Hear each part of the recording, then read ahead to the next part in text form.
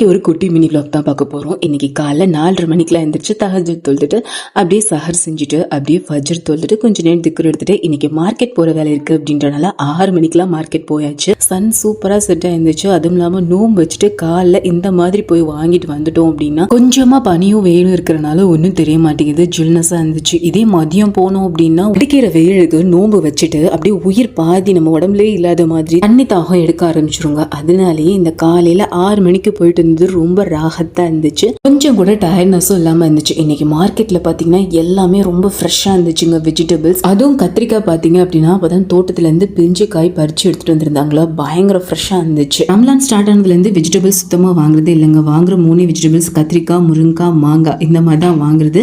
ஏன்னா carrot, beans இந்த மாதிரி ஐட்டம்ஸ்லாம் வாங்கினோம்னா அப்படியே மிஞ்சி போயிடுது அப்படின்றனால. ஃபைனலி ரிட்டர்ன் ஆடியன்ஸ் நிறைய பேர் இருக்கீங்க. அதுவும் சப்ஸ்கிரைப் பண்ண மாதிரி பார்த்துட்டு இருக்கீங்க. சப்ஸ்கிரைப் பண்ணி வச்சுக்கோங்க. அப்பதான் என்னோட வீடியோஸ் ரெகுலரா உங்களுக்கு நோட்டிஃபிகேஷன்